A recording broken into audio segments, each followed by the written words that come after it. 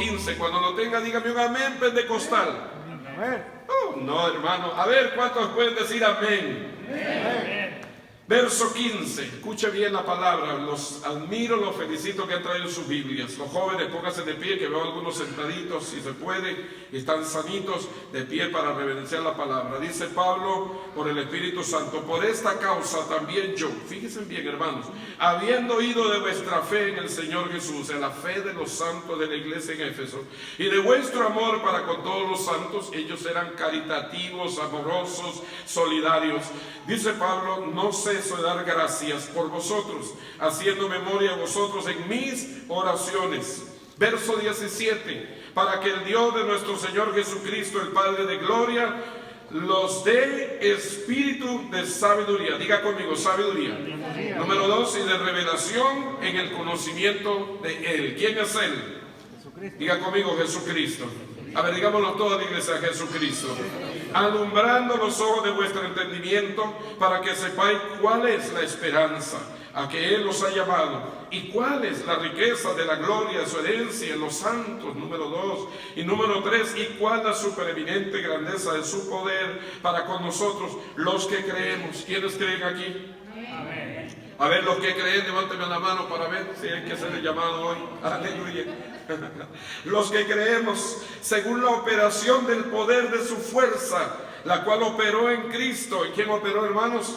¿En quién operó? En Cristo, resucitándole de los muertos. Aleluya. Y sentándole a su diestra en los lugares celestiales, sobre todo principado. Ahora sí leamos esto en voz alta: y autoridad, y poder, y señorío, y sobre todo nombre que se nombra, no solo en este siglo, sino también en el venidero. Y sometió todas las cosas. ¿Cuántas cosas, hermanos? Todas las cosas bajo sus pies, y lo dio por cabeza sobre todas las cosas a la iglesia. Diga conmigo, la iglesia, la cual es su cuerpo, la plenitud de aquel que todo lo llena en todo. Tomen asiento, hermanos. Qué palabra tan preciosa nos da el apóstol Pablo aquí, hermanos. Efesios es una de las cartas favoritas para mí, una de las cartas más lindas. Yo me inspiro, me animo cuando leo Efesios, porque Efesios me habla de ese misterio escondido por los siglos de los siglos, que nos fue revelado a nosotros, el cual Pablo, en esas 14 cartas que él nos enseña en su palabra, nos dice que es Cristo. Diga conmigo, es Cristo. Qué bendición, hermanos, tener a Cristo en el corazón. ¿Se sienten bendecidos?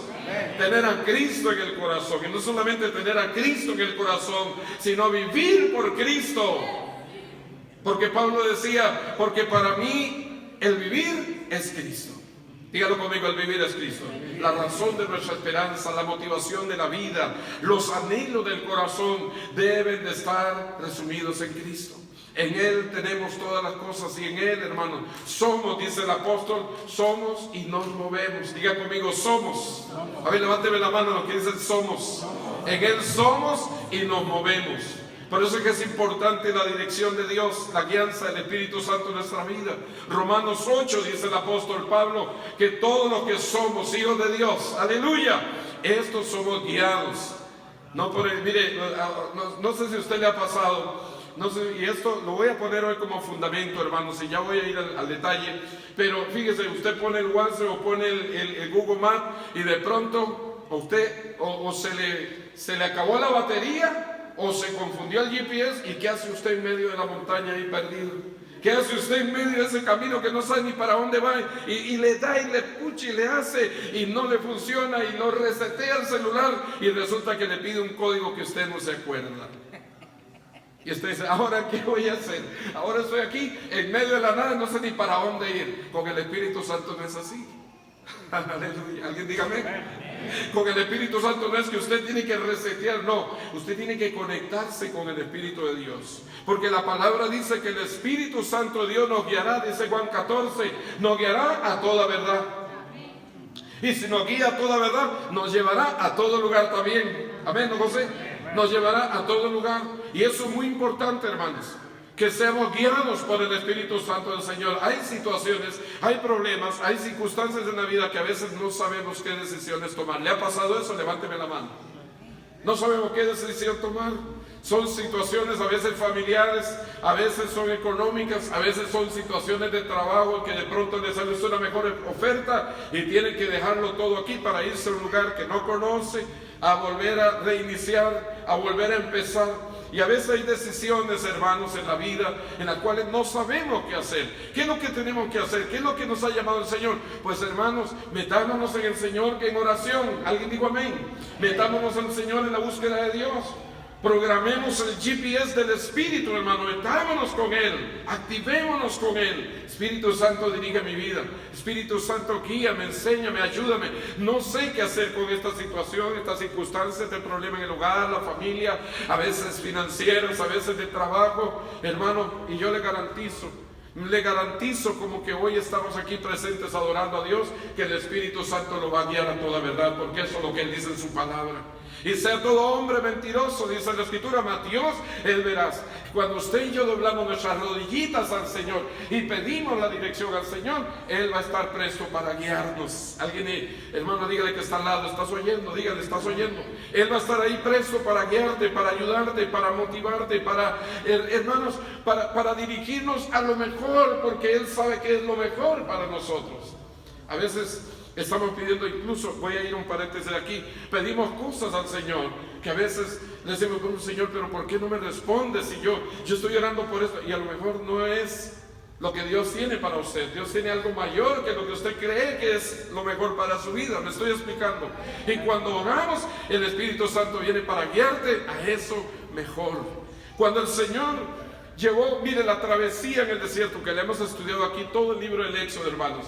Esa travesía en el desierto, hubieron circunstancias muy difíciles, hubieron situaciones apremiantes, pero el Señor estuvo ahí. En la noche, columna de fuego que representa al Espíritu Santo. En el día era la nube que los protegía del calcinante sol. Y ahí estaba la misericordia de Dios guiando, dirigiendo a su pueblo. Cuando ellos perdieron el rumbo y entonces determinaron, hermanos, que regresar otra vez a Egipto, que volver, que preferían mejor ser esclavos que estar ahí. Ellos no sabían lo que estaban pidiendo. No sabían lo que estaban pidiendo. En realidad no era agradable, hermanos. El retroceso no es nada agradable. Por eso el Espíritu Santo dice en Hebreos que nosotros somos de los que avanzamos. Diga conmigo, avanzamos para salvación. Y a su nombre. No hemos sido llamados para retroceder. El pueblo quería retroceder, Dios quería llevarlos. Y cuando llegaron, mire, y voy a hacer la reseña aquí, en Cades Barnea, cuando estaban a punto de cruzar el Jordán, estaban a días nada más de poseer la tierra prometida, la tierra que fluye leche y miel. Ellos empezaron a murmurar, ellos empezaron a criticar. Por eso, hermano, la murmuración es buena. La crítica no nos favorece. Cuando es una crítica que no edifica, no construye, digamos al Espíritu Santo, mejor cerradito es más bonito. El piquito, digo un viejito. ¿Sí me estoy explicando? Entonces tengamos cuidado cuando empezaron a murmurar, cuando empezaron a hablar mal y cuando empezaron a criticar. Fue entonces cuando el Señor llamó a Moisés, ven acá un momentito. Eso está en Números 13 y 14. Y entonces dile a mi pueblo que así como ellos han hablado, voy a hacer yo con ellos. ¿Hasta cuándo voy a oír las querellas de mi pueblo, las quejas de mi pueblo? Y hermano, 40 días, hermanos, recorrieron la tierra los príncipes de Israel, y a un año por día, 40 años tuvieron que vagar por el desierto, por la murmuración. Dios quería llevarlos a lo mejor, ellos querían el retroceso. Sin embargo, Dios fue bueno y los mantuvo en el desierto, como dice el profeta Nehemías, como dice Esdras. Ahí les dio protección, les dio cuidado, les dio salud, pero no poseyeron lo prometido. Dios siempre tiene cosas mejores para nosotros. ¿Alguien puede decir amén? No siempre lo que pedimos es siempre la voluntad de Dios. Tengamos mucho cuidado. Por eso es supremamente importante la dirección del Espíritu Santo en nuestra vida. ¿Estamos de acuerdo? Por eso Pablo dice en Efesios 5:18, no os embriaguéis con vino en el cual hay disolución. No os embriaguéis con vino en el cual hay disolución. Se disuelve y queda, como dice en algunos países, me perdona la expresión, el guayabo lo que queda al final, ¿no? Y usted dice, Dios mío, ¿con qué me quito esa sed? Pues tome linaza, hermano, con limón, a ver qué hace. Pero entonces, no, más bien lo que él dice es, antes bien, seamos llenos, diga conmigo, seamos llenos del Espíritu Santo de Dios.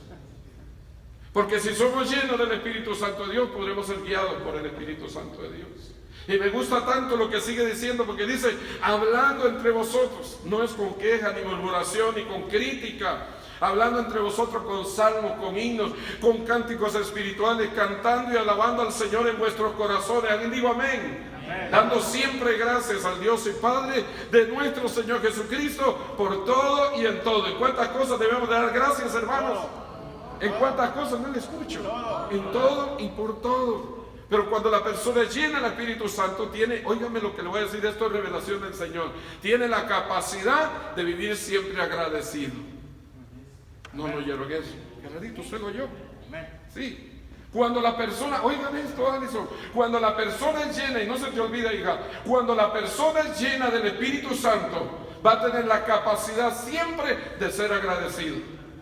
Y que aunque hayan tiempos difíciles, va a entender que el propósito de Dios está primero antes que las circunstancias. Esto es otra revelación.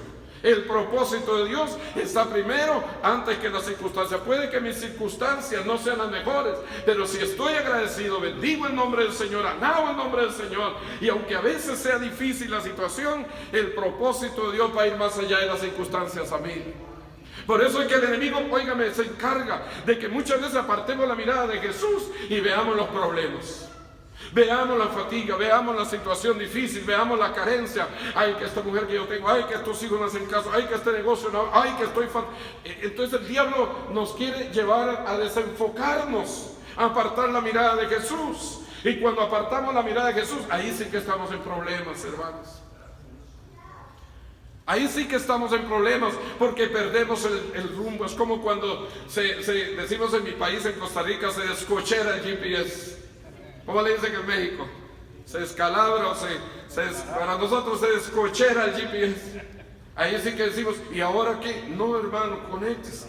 Mire más allá el plan de Dios, el propósito de Dios, que es más grande que las circunstancias de nuestro Dios. ¿Cuántos dicen amén? Amén.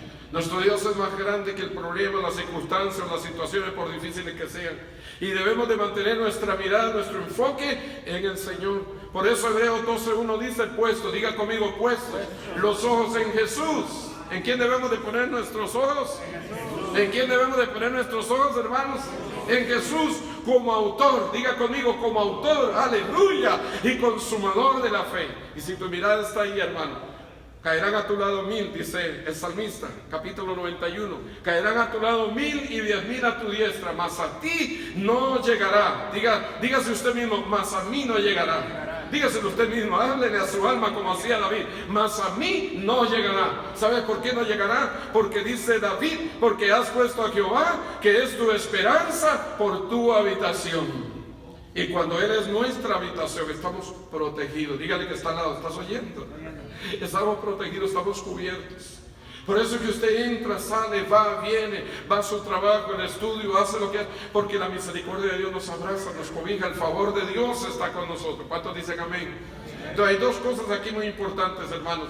Buscar o ser llenos del Espíritu Santo para ser guiados, aún por difíciles que sean las circunstancias, los problemas, las situaciones.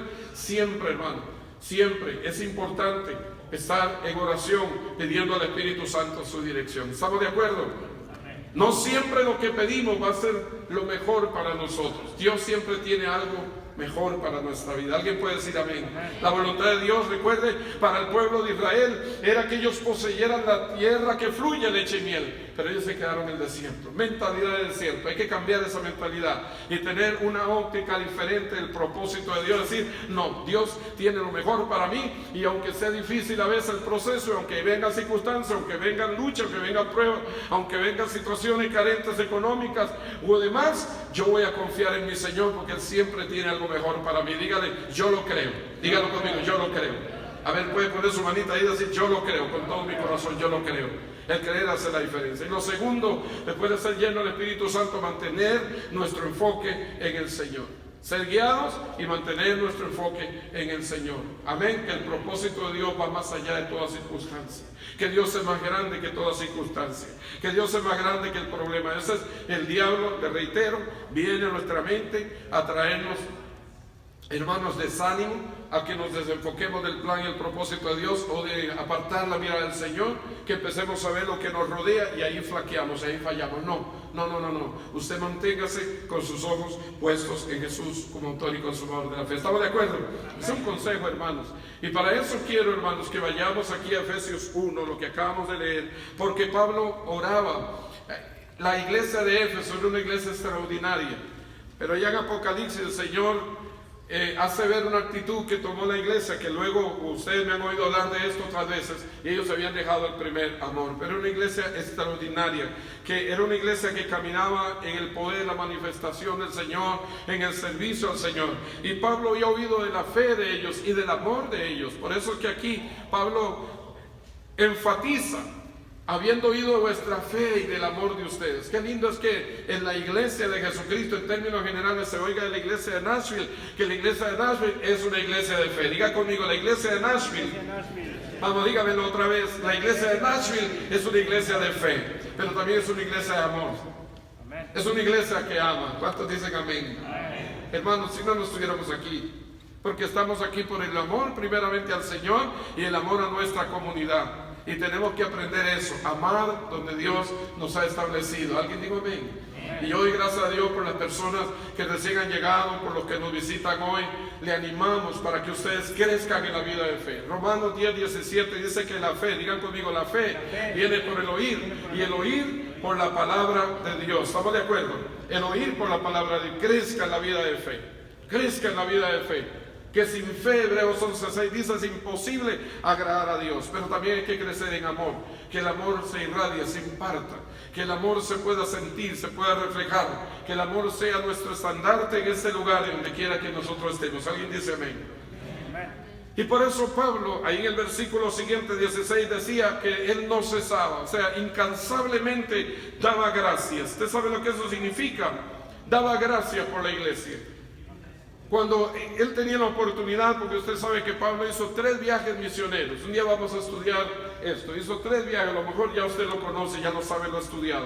Y en esos 3 viajes misioneros siempre hablaba de la iglesia de Éfeso, de esa fe, de ese amor, y siempre estaba dando gracias y haciendo memoria en las oraciones. Voy a hacer un paréntesis aquí, hermanos. Todavía no he llegado a donde voy, pero vamos a confiar en el Señor. Pero voy a hacer un paréntesis. Hermanos, nosotros hemos sido llamados a orar unos por otros. ¿Usted sabía eso?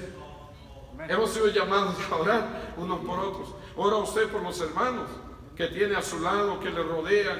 Cuando estamos en oración, a veces el Espíritu Santo nos muestra el rostro de nuestros hermanos, y por alguna necesidad, como Pablo, ¿se acuerda la visión en el libro de los Hechos del varón macedonio? Pablo está orando y el varón estaba pidiendo a Dios ayuda, y Pablo tiene la revelación del varón de Macedonia, y ese varón estaba ahí en oración y diciéndole y con ruegos de que pasara por Macedonia y los ayudara. A lo mejor hay hermanos pasando dificultades y no lo sabemos. A veces la timidez nos impide comunicarnos, a veces el temor. Pero Dios, hermano, que no se equivoca, el Espíritu Santo que está en nosotros, cuando oramos por los hermanos, nos va a revelar de qué necesidad o cuáles son las necesidades de nuestros hermanos, y vamos a poder orar fervientemente. ¿Me capta lo que estoy tratando de decirle? A lo mejor el hermano por timidez no se lo va a comunicar, o a lo mejor por temor, porque así somos las personas. Y aunque somos una comunidad, a veces estas cosas nos inhiben a comunicarnos. Pero el Espíritu Santo, que sí sabe la necesidad del hermano, que sí sabe el problema, que sí sabe la situación difícil, te lo va a revelar en oración, y vas a poder orar fervientemente por él o por ella. Nosotros como pastores siempre estamos orando por la iglesia, siempre oramos por ustedes. ¿Sabe cómo es mi oración? Empiezo desde allá, pues si usted se quiere vivir, empiezo desde Atlas City, por la familia de Atlas City, hago un recorrido hasta Clarksville, me bajo hasta Fairview y sigo orando luego por los del este, y luego en mi espíritu hago todo un recorrido, un mapa ahí en mi mente, hermanos. Y cuando llego acá a la Charlotte, a la Robertson, a la Turdenville, a todas estas calles, veo el rostro de los hermanos cuando estoy orando. Oh, es tan maravilloso, es tan hermoso cuando oramos unos por otros, hermanos. Porque aunque usted no cuente su necesidad, Dios la sabe Y nos pone a nosotros a orar, a interceder por su vida, su familia, sus hijos, por los muchachos que están en el colegio, en la escuela. Padre, guárdalos, cuídalos, protégelos, ayúdalos. Ayuda a mi hermano Rafa, Señor, allá cuando tiene que tomar su vehículo, poner las escaleras en ese frío, mi hermano Juan. Y cuando van en esas rutas, oro por usted, lo bendigo en el nombre de Jesús. ¿Cuántos quieren orar por ellos también? Es necesario orar unos por otros. Orar en nuestros hogares, en nuestras familias. Por eso es que las células, y voy a aprovechar aquí la cuñita, pero las células son sumamente importantes, porque en las células oramos unos por otros, vemos las necesidades unos por otros, le pedimos al Espíritu Santo que nos ayude. Cuando mi esposa trae la guitarra y cantamos y adoramos a Dios, y hay aquel regocijo la última vez en la casa de nuestro hermano Danilo. Miren, hermanos recién caminando en el Señor, que abren sus puertas para adorar a Dios. Es maravilloso. Es maravilloso. La oración tiene poder. ¿Alguien puede decir amén? La oración tiene poder. Cuando vemos a Marta, Luis, eres una bendición. Ponte de pie, Luis. Luis es una bendición. Luis no podía venir a la célula. ¿Me permite, Luis? No podía venir a la célula. Estaba siempre trabajando. Cuando un día sacó libre para la célula y le montaron el día libre para que no fuera a la célula, y ahí se quedó, pero tomó la decisión de que se mantuviera la célula en su casa, hermanos, hasta que él vino al Señor, y el Señor es un milagro de sanidad en él. Y aquí, hermano, ustedes vieron la boda tan linda. Yo me sentí tan emocionado en la boda suya, Luis y Marta. Fue tan bonito, de verdad, créanmelo, hermano, fue muy lindo, porque uno ve el fruto de la oración cuando las vidas se restauran. ¿Cuánto dan gloria a Dios? Las vidas se restauran, y verlos caminando en el Señor y ya preparándose para el bautismo. ¿Cuánto dan gloria a Dios por eso? Ya cuando vamos a las aguas, miren, hermanos, como el anillo del matrimonio, ¿no? Nos ponemos el anillo con Jesús y decimos: sello este pacto que he hecho con mi Señor por el resto de mi vida. ¿Cuánto da gloria a Dios? Por eso es importante. Me quedé aquí en ese versículo 16, cuando Pablo dice: no ceso, gracias Señor, no ceso de orar por vosotros. Hermanos, oremos unos por otros. Oremos, empecemos a orar unos por otros. Hago una lista de los hermanos, si no de todos, por lo menos los que tienen su barrio, los más cercanos. Hago una lista de ellos, empiezo a orar. Vamos a ver cosas grandes, maravillosas, extraordinarias. ¿Cuánto le creen al poder de Dios? Y nos cobijamos en oración. Mire, estamos a próximas elecciones, hermanos. Necesitamos una amnistía en esta nación. Tenemos más de 10 millones de personas que necesitamos documentos. Necesitamos orar. A lo mejor hay mucho más que esos. Las gentes que vienen de nuestros países, pedirle al Señor la finca, que nos dé lugar donde podamos recibir y atenderlos. Si no tienen casa, donde puedan comer. Si no tienen alimentos, donde tengan abrigo. Si no tienen abrigo. Pero la iglesia debe de moverse a este nivel. Amén. Eso se llama tridimensional. Diga conmigo, tridimensional. El siguiente, a ver, los que lo creen, díganlo conmigo, tridimensional. Ir a otro nivel. A un nivel no solamente de vivir en Jesús, de vivir el Evangelio, sino participar a otros del Evangelio de Cristo. Y sobre todo el amor de Cristo. Amén. Ahora fíjense en el verso siguiente: para que el Dios de nuestro Señor Jesucristo, aquí es donde quiero ir, para que el Dios de nuestro Señor Jesucristo, el Padre de gloria, os dé espíritu de sabiduría. En algún momento nosotros definimos, porque hermanos debemos de orar para que Dios nos dé un espíritu de sabiduría. Cuando habla el apóstol Pablo, espíritu de sabiduría, nos dé el carácter, la ciencia, el entendimiento, nos dé la sabiduría. En algún momento definimos sabiduría como el conocimiento de la verdad y ponerlo en práctica cada vez que fuese necesario. El conocimiento de la verdad y ponerlo en praxis cada vez que sea necesario. Ahora, ¿qué nos da la sabiduría? Proverbios 1:7 dice que el principio, digan conmigo el principio, aló, digan conmigo, el principio de la sabiduría es el temor de Jehová. Entonces, si somos gente sabia, no solamente vamos a ser guiados por el Espíritu Santo, no solamente vamos a tener el enfoque en Jesús, sino que también vamos a permanecer en el temor de Dios. Temor de Dios es traducido como obediencia a Dios. Usted sabe los grandes secretos que producen la obediencia, porque Dios lo enseña en su palabra. Acuérdase en Deuteronomio 28, lean en su casa. Acontecerá que si oyeres atentamente la voz de Jehová tu Dios. Escucha esto, mi hermano Rafa. Si oyeres atentamente. Pueden haber muchas voces alrededor, pero la de Él es inconfundible. Si ve cómo están los políticos, hoy estaba escuchando a un político por la mañana que hasta habla español y está aspirando a la presidencia de este país, y una de las frases que decía, omito el nombre porque no es el lugar para decirlo, pero él decía, para mí el hablar español me acerca a los latinos, me acerca a los hispanos, podemos comunicarnos, podemos hablar. Le decía al periodista, ¿y qué va a pasar si llegas a la presidencia con esas más de 11 millones de personas que necesitan documentos? Es bonito oír los políticos, escucharlos, ver lo que piensan, pero hermano, solamente hay una voz que te dirige y te guía a lo mejor, y es la voz del Espíritu Santo de Dios. Amén. Tenemos que orar por el próximo presidente de esta nación. Tenemos que orar por el próximo congreso de esta nación. Pero nuestro corazón no puede estar ahí, nuestro corazón debe estar en Dios. Y los que ya tienen el privilegio de votar, hermano, ore para que el Espíritu Santo le guíe a lo mejor. Pero el Señor dice, acontecerá que si oyeres atentamente, no dice que la voz de los políticos, la voz del Señor. Ay, que los políticos están diciendo esto, que ahora qué hago, que el colegio dicen, que hablan, que los amigos. Hermano, escuche la voz del Señor. Que si oyeres atentamente la voz de Jehová tu Dios, guardar, diga conmigo, guardares en tu corazón todas estas palabras que yo te ordeno hoy y las pusieres por obra, vendrán sobre ti todas estas bendiciones. No hay mal tiempo. Y si hubieran circunstancias difíciles, porque Dios lo permite, hermano, Dios nos va a dirigir siempre a lo mejor, porque Él sabe que es lo mejor para nosotros. ¿Alguien puede decir amén? Y fíjense, hermanos, vendrán sobre ti todas estas bendiciones y te alcanzarán. Y usted puede leer del versículo 1 al versículo 15 todas estas bendiciones, todos estos privilegios que Dios tiene para nosotros. Pero necesitamos crecer en sabiduría. Amén. Y luego dice Pablo, fíjense, luego dice Pablo, para que el Dios de nuestro Señor Jesucristo, el Padre de gloria, os dé espíritu de sabiduría y de revelación. Diga conmigo, revelación.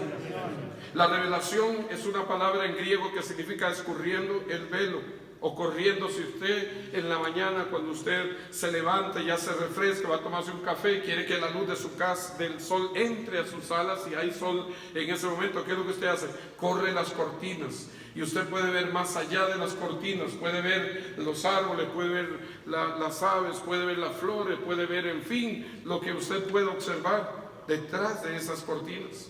Cuando el Espíritu Santo habla aquí y Pablo pide que el deseo de él en oración es que el Señor y Dios Todopoderoso nos dé sabiduría, espíritu de sabiduría y de revelación, está hablando de conocer, pero conocer a quién.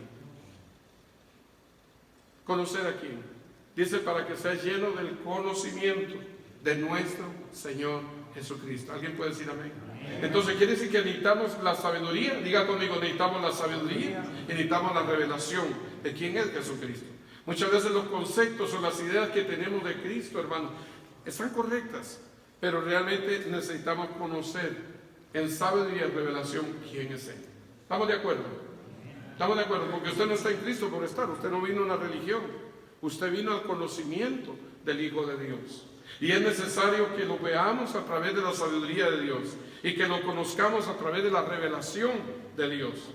Muchas veces hay que correr el velo. Señor, ¿qué hay más allá de esto? Revélame tu palabra, enséñame, déjame conocerte, déjame amarte, déjame servirte como realmente es. Y ahí es donde quiero poner esto como una base, un fundamento, hermanos. Porque fíjense, voy a decir brevemente y termino. 3 detalles importantes en el conocimiento de Jesús. Yo hice la pregunta en una reunión estos días. Algunos me dijeron, Él es mi Salvador, Él es el que me protege, Él es el que me cuida. Y yo dije, ¿quién es Jesucristo para usted? Le pregunté a una dama, un caballero, me dijeron, bueno, Él es mi cobertura. Y empezaron a hablar características de lo que Jesús hace en nuestra vida, o es en nuestra vida. Pero realmente vamos a la palabra. Si una persona nos pregunta a nosotros, fíjense ustedes aquí, hermanos, nos pregunta a nosotros, ¿quién es para ti el Señor Jesucristo? ¿Cómo podemos nosotros responder? ¿Cuál sería la respuesta? Y vamos a la Biblia, vamos a la palabra de Dios que nos sustenta, porque la palabra de Dios, diga conmigo, es la regla de fe y conducta en mi vida. Dígalo conmigo, la palabra de Dios es la regla de fe y de conducta en mi vida. No solamente nos redirecciona el Señor a través de su palabra, sino que en ella está basada nuestra vida de fe. ¿Estamos de acuerdo?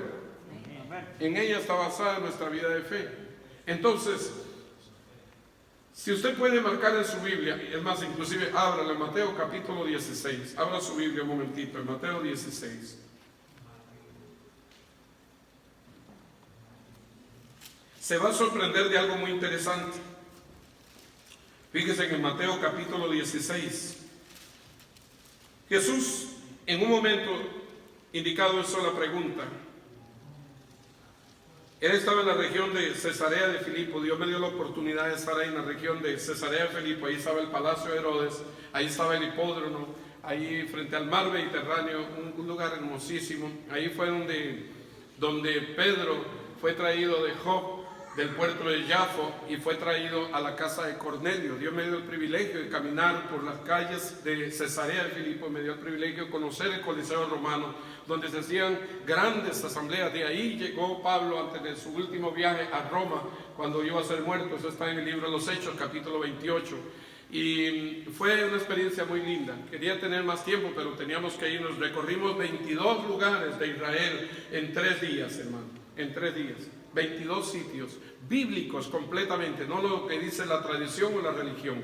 Y me llamó la atención que Jesús está en la región de Cesarea de Filipo. Cesarea de Filipo, ya le digo, era un lugar dominado obviamente como todo Israel por los romanos. Y él hizo la pregunta a sus discípulos, verso 13, mírelo conmigo, el verso 13, diciendo, ¿quién dicen los hombres que es el Hijo del Hombre? Fíjense, el interés de Jesús por saber qué pensaban las personas acerca de él. Y miren, los discípulos ya tenían ratito de caminar con él, hermanos. Ya estaban en el proceso de la pasión. Ya Juan había sido decapitado en el capítulo 13 del Evangelio de Mateo. Ya había sido decapitado. Juan se preparó, fíjense qué interesante, 30 años para un ministerio solamente de 6 meses. Y luego fue decapitado, un mártir, el primer mártir. Es más, el último de los profetas. Usted sabía que la gente dice, bueno, terminamos en Malaquías y ya no hubieron más profetas. No, sí. Si hubieron más profetas, hermano, fíjese, cuando Jesús habló de Juan el Bautista, él dijo que entre los nacidos de mujer, oiga lo que dijo Jesús, el Hijo de Dios, entre los nacidos de mujer no hubo otro más grande que Juan. Y los profetas, dice, fueron, la ley y los profetas fueron hasta Juan, o sea, fue el último de los profetas que murió. Después de los 400 años de silencio que hay entre el libro de Malaquías y el Evangelio de Lucas, que es el comienzo realmente, fue Juan. Ya Juan había muerto, ya había sido decapitado por Herodes. Ustedes conocen, han leído la Biblia y saben dónde estamos. Y ahora Jesús, en este proceso ya de hacia el Calvario, así es como le llamo yo, hacia el Calvario, hace esta pregunta: ¿quién dicen los hombres que soy yo? ¿Usted alguna vez, hermano, ha pensado en eso? ¿Usted ha pensado en eso? ¿Ha visto cuántas ideas hay, se formulan las gentes acerca de Jesús? Las religiones acerca de Jesús, los movimientos espiritistas o filosóficos acerca de Jesús. Pero realmente, ¿quién es Jesús para nosotros? ¿Quién es Jesús para nosotros? Ahora, mire lo que le responden los discípulos. Ellos dijeron, uno, Juan el Bautista, y ya Juan había muerto.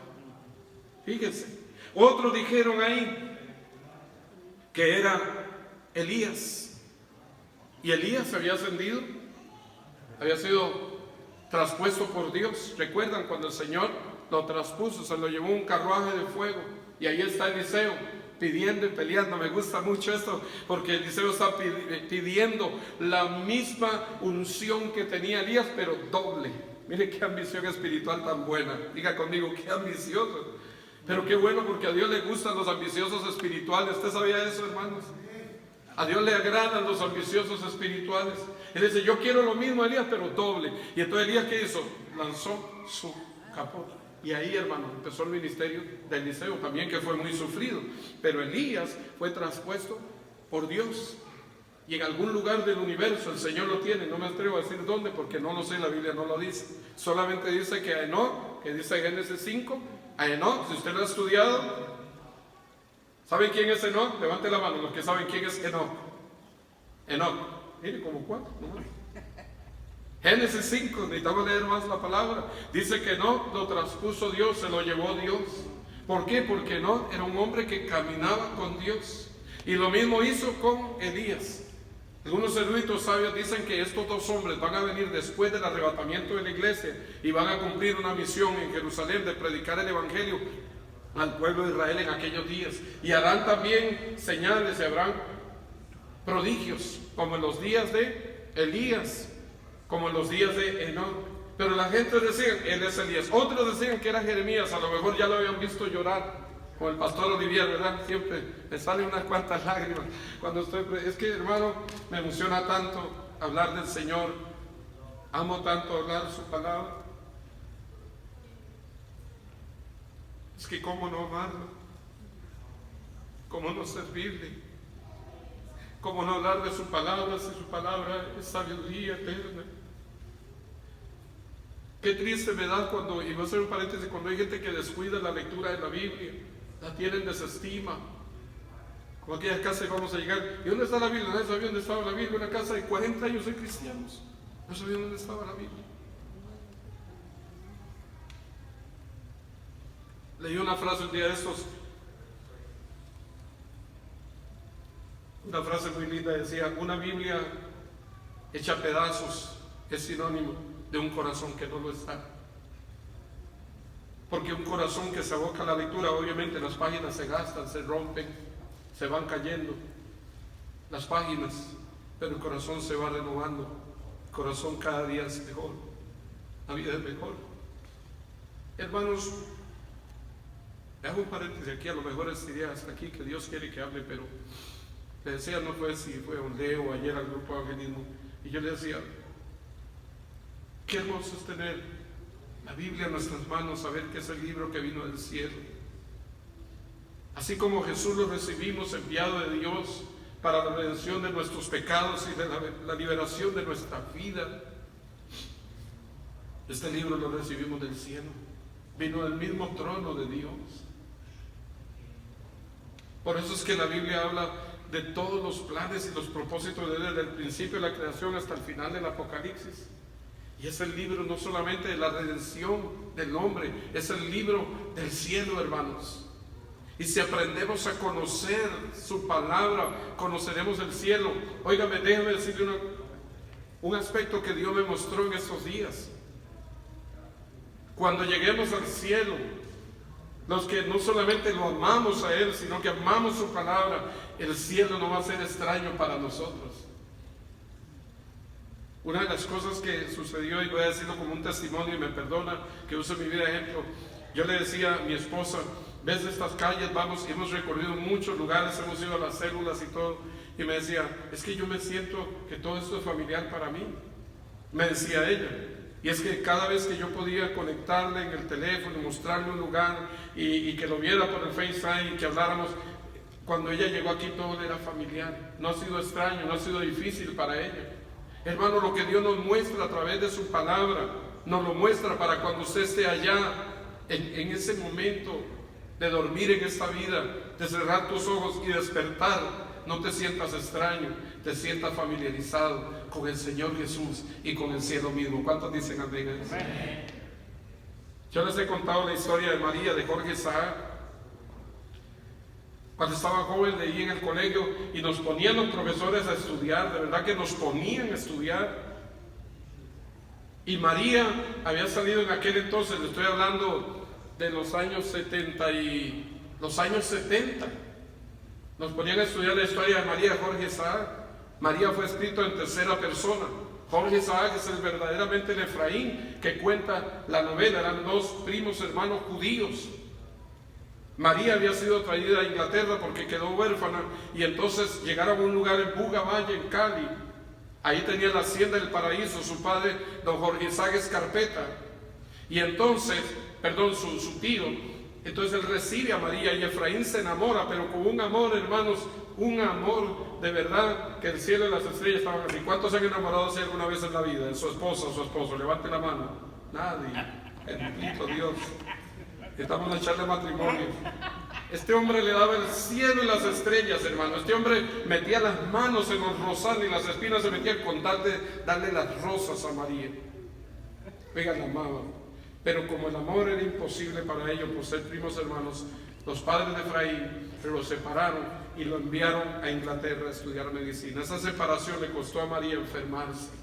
Lo amaba tanto que ella se enfermó. Tenía unas trenzas largas, trigueñas, muy lindas. Y ella enferma y le mandan su carta a decir que está enferma, pero que ya no hay esperanza, porque los médicos ya no le dan más signos de vida. Y entonces le manda la carta a Efraín, y él corre, toma el barco y viene. Tarda 3 meses el barco en llegar en San Buenaventura. Y cuando él llega, ya María ha muerto y ya la han enterrado. Lo único que recibe son unas trenzas trigueñas largas y hermosas que María le dejaba de recuerdo. Y María estaba sepultada. Imagine cuando él sube a la loma y arranca las rosas y recibe por el criado las trenzas y va al sepulcro de María. Todo, miren, algunos están llorando ya. Todo ese amor tan grande. Y yo decía, bueno, es una novela. Cuando estuve como misionero en Colombia en el año 88, que era la época fuerte del narcotráfico y la matanza de las familias, nosotros trabajamos con los niños de las calles, con los caminos. Hoy en día son pastores, maestros, se crecieron, casaron, hicieron una vida preciosa. Muchos de ellos todavía me escriben. Un día me dicen unos hermanos, pastor, hay un lugar hermoso que queremos llevarlo y vamos a hacer unos bautizos. Y me dice, es lugar hermoso para bautizar. Y hermano, para no cansarlo con la historia, ¿cuál fue mi sorpresa? Que me llevaron a la casa de don Jorge Sáenz Escarpeta, la casa de María y de Efraín, y yo no lo creía. Me llevaron a la casa. Cuando yo fui recorriendo esos pasillos y toda la historia de María está ahí, dice, ¿cómo es posible que esto haya sido cierto de esta manera? Y ahora yo lo estaba viviendo. Lo que muchos años atrás había leído, para mí ahora era familiar porque estaba en el lugar. Y entonces así va a ser con nosotros, hermanos. ¿Por qué venimos aquí a oír la palabra de Dios? ¿Por qué tomamos conciencia y responsabilidad en estudiar la Biblia? ¿Por qué nosotros amamos lo que hacemos? Porque Dios nos está preparando. Dígale que está al lado, Dios te está preparando. Dios nos está preparando para que cuando lleguemos allá a la eternidad, nada no sea diferente. Todo sea natural para nosotros y nada nos sea extraño. ¿Estamos de acuerdo? Amén. Por eso hay que amar a Jesús con todo nuestro corazón, con todas nuestras fuerzas, con toda nuestra alma, con toda nuestra mente. Amarás al Señor, el Shema tu Dios, el Shema Israel. Deuteronomio 6, amarás al Señor tu Dios sobre todas las cosas. Y el segundo mandamiento, amarás a tu prójimo como a ti mismo. Entonces, hermanos, aquí en esta lectura, a lo mejor cuando ellos dijeron Jeremías, porque lo miraban llorar, pero Pedro se levantó y dijo, tú eres el Cristo, porque él les preguntó, ¿y quién dicen ustedes que soy yo? Bueno, ya escuché lo que la gente dice, que Juan el Bautista, que Elías, que Jeremías, que algunos de los profetas, pero ¿quién dicen ustedes que soy yo? Y Pedro se levanta. Yo imagino que el corazón de Pedro estaba latiendo tan fuerte, estaba tan emocionado por esta revelación. Y Pedro le dice, tú eres el Cristo, el Hijo del Dios viviente. Y Jesús se vuelve y le dice, bienaventurado eres Pedro, porque no te lo reveló ni carne ni sangre, sino solo mi Padre que está en los cielos. Solo mi Padre que está en los cielos. Y la primera revelación que se recibe de quién es Jesús es como el Cristo, el Hijo del Dios viviente. Diga conmigo, el Cristo, el Hijo del Dios viviente. Hermanos, y esto ha estado en mi corazón en estos días, porque nosotros oramos, Señor, salva, toca el corazón de las gentes, toca el corazón de nuestros hijos, toca el corazón de nuestros hermanos, nuestra familia, pero deberíamos de orar y decirle, Señor, revélate a través de tu Espíritu Santo al corazón de ellos, como realmente tú te revelaste a Pedro. Porque el mismo Jesús le dice, no te lo reveló carne ni sangre, ninguna escuela de filosofía o ciencia o cátedra de Moisés habías tenido eso. No te lo reveló carne, no te lo reveló sangre, sino solo mi Padre que está en los cielos. Y es la primera revelación que nosotros debemos de aprender de quién es Jesús. Él es el Cristo, diga conmigo, Él es el Cristo, el Hijo del Dios viviente. Y es interesante porque luego le dice, tú eres Cefa, que dice, tú eres piedra, una piedra sencilla. Vamos a decir, no sé si usted conoce un poquito de esto, yo no mucho, pero la piedra cuarta que se usa en Otrahui es una piedra que usted la puede meter al molino y la quiebra, la pulveriza, pero la roca es muy diferente. Y Jesús le dice, tú eres Cefa, en el griego, pero es una piedra. Pero sobre esta roca, dice Jesús, edificaré mi iglesia. Eso para lo que dice, no, que la religión y que Cristo fundó la religión y que es única y que hay un vicario representándola, eso no es cierto, hermanos. Porque dice, sobre esta roca edificaré mi iglesia. ¿Y sabe quién es la roca? Se llama Jesucristo. Deuteronomio 32, verso 3 en adelante, dice que Él es, diga conmigo, Él es la roca cuya obra es perfecta. Diga conmigo, es perfecta. Y usted una roca no la puede meter al molino porque quiebra el molino, hermano. No quiebra la roca, la quiebra el molino. ¿Sabe cuál es la diferencia? Porque la roca es viva. Usted va a llegar a una piedra cuarta, la pulveriza, pero sáqueme una piedra del río que es viva y la echa al molino, se quiebra el molino. Cristo puso su iglesia sobre un fundamento que permanece para siempre. Por eso Pablo le dice a los corintios, nadie puede poner otro fundamento que el que está puesto, el cual es Jesucristo. ¿Cuántos dicen amén? Es Jesucristo. Llévese esta primera palabra, hermano, que quiero entregarle hoy. A lo mejor va a venir muchos días que Dios me conceda el privilegio de continuar compartiendo un poquito más, porque yo le he dicho, Señor, yo quiero que seas revelado en nosotros, que seas revelado como lo que eres, como tu palabra lo enseña. No las ideas que tengamos, sí, somos salvos, tenemos tu gracia, la misericordia tuya está con nosotros, pero revélate como quien eres y como te muestras en tu palabra. Y esa primera revelación ha tocado mi corazón, hermanos. Tú eres el Cristo, el Hijo del Dios viviente. Él es el fundamento, Él es la roca cuya obra es perfecta. Amén. Amén. Con ese sentido oramos. Soy muy agradecido con Dios. Perdón, hermano, que estoy tan emocionado. Yo le pido al Señor que nos ayude, que nos revele su palabra, que nos dimensione a una iglesia que se mueva bajo la unción, y no porque no nos estamos moviendo. Yo sé que el Señor nos está llevando en este nivel, que podamos ver milagros, prodigios, señales, vidas cambiadas, liberadas, sanadas, y que podamos tener una unción de multiplicación. Estamos en los últimos días para que Jesús, el Cristo, le sea revelado a los hombres. Incline su rostro un momento. A lo mejor hay alguna persona aquí que necesita conocer a Jesús, que necesita salvación, a lo mejor reconciliarse con Dios. Usted ahí cierre sus ojitos. Y si usted quiere experimentar el amor, la revelación de Cristo, usted quiere crecer en esta sabiduría innata que es la sabiduría de Dios, y le sea revelado el Cristo. Romanos 10:9 tiene esta oración que siempre me gusta hacer. Si confesares con tu boca que Jesús es el Señor y creyeres en tu corazón que Dios le levantó de los muertos, serás salvo. Dígale conmigo esta oración. Los que quieran entregar su vida a Cristo o reconciliarse con Él, dígale conmigo: Señor Jesús, en este momento te doy gracias porque hoy puedo oír tu palabra y tengo el bendito privilegio de oírte, Señor, a través de tu palabra. Hoy me acerco a ti con un corazón humilde, hoy me acerco a ti con un corazón quebrantado para pedirte perdón por mis pecados, pedirte perdón por mis faltas, por mi orgullo y mi vanidad, por cuantas cosas en mi vida que no son tu voluntad. Dígale conmigo: Señor, perdóname, porque habiendo creído que te conocía, ahora me acerco a la revelación de tu palabra.